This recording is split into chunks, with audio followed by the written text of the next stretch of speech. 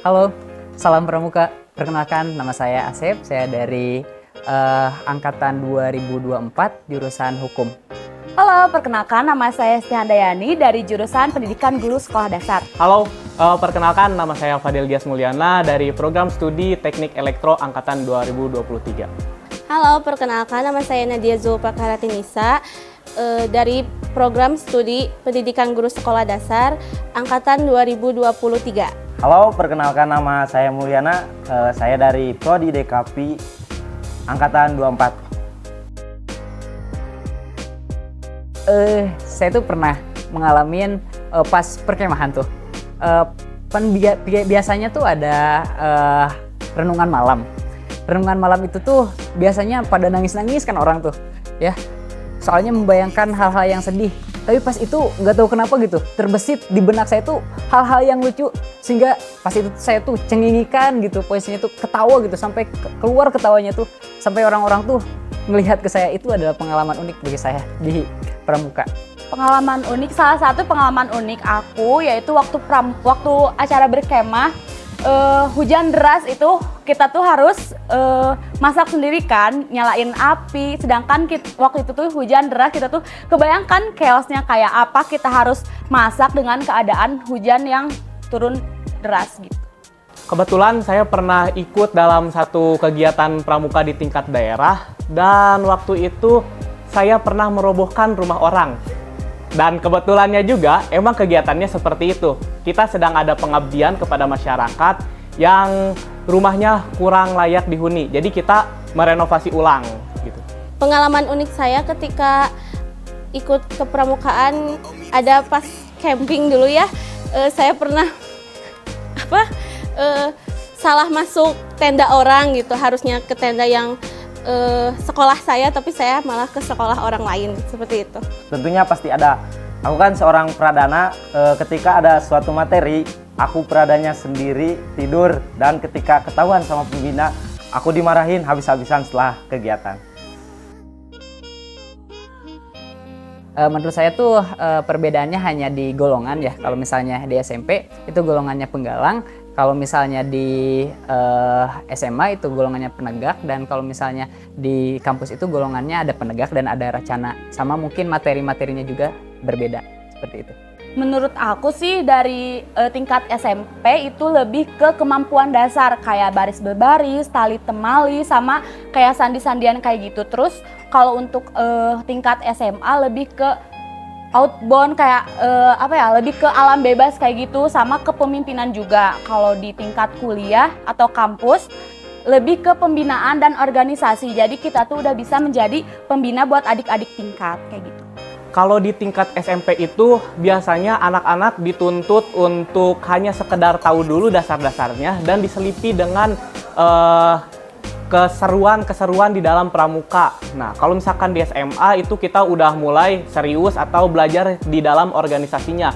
Nanti itu misalkan ada persidangan dan lain-lain. Kalau misalkan di tingkat universitas, kita sudah terjun langsung kepada masyarakat dan organisasinya juga sudah secara komplit atau terstruktur. Kalau di SMP itu lebih mendasar, anak-anak tuh lebih ke have fun aja gitu, main-main gitu, permainan kayak gitu, tepuk-tepukan kayak gitu, ya lebih mendasar. Terus kalau SMA itu lebih ke mulai fokus gitu ke arah kepemimpinan, terus lebih terstruktur juga. Kalau yang di universitas di kampus itu lebih ke pengabdian ke masyarakat atau ke kayak belajar menjadi pembina gitu. Yang pasti dari pendidikannya, untuk di SMP itu untuk pendidikannya kita diajarkan sepenuhnya oleh pembina, sedangkan di SMA 75% oleh anak-anaknya mencari materi, terus berkembang sendiri, dan untuk 25%-nya lagi oleh pembina. Sedangkan di kampus kita yang nyari sendiri, kita yang implementasi sendiri, kita yang berjuang sendirilah istilahnya gitu. Ada satu fakta unik bahwa anak pramuka itu harus seperti tunas kelapa. Nah, tunas kelapa itu bisa hidup di air, bisa hidup di darat, bisa hidup di udara. Nah, jadi anak-anak pramuka itu harus bisa hidup di berbeda alam. Fakta unik di pramuka yaitu karena pramuka banyak mengajarkan nilai-nilai yang nggak kita dapatkan di sekolah ya. Salah satunya kayak gotong royong, kerjasama kayak gitu. Terus di pramuka juga kita diajarkan jiwa kepemimpinan dan bisa kayak hidup di alam bebas kayak gitu. Kalau fakta unik, misalkan kita udah punya pacar nih, kita ikutan dalam satu kegiatan pramuka, biasanya di kegiatan itu kita nyari pacar lagi, walaupun kita udah punya pacar sebelumnya, kayak gitu. Fakta uniknya ya, semua orang juga pasti tahu fakta unik pramuka mah apa ya, jarang mandi ya. Fakta uniknya teh gitu. Terus karena kan nggak ada air ya, airnya cuman buat dipakai buat seperlunya aja, mandi mah nggak usah kayak gitu. Fakta unik di pramuka, istilah pramuka gak mandi itu benar. Saya pernah mengalami seminggu kegiatan dan gak mandi. Mungkin salah satunya passion ya.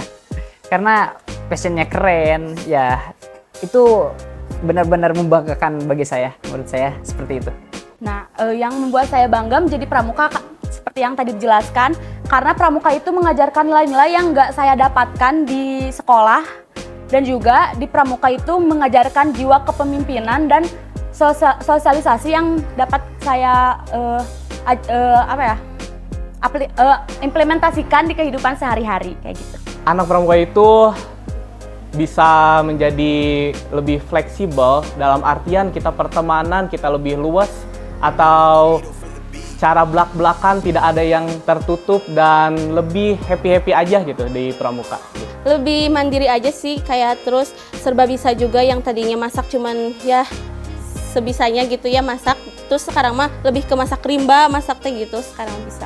Hal yang bangga mungkin yang pertama dari tampilannya yang keren, yang kedua dari pendidikannya kita diajarkan untuk selalu hebat, kuat, disiplin, berani dalam segala hal.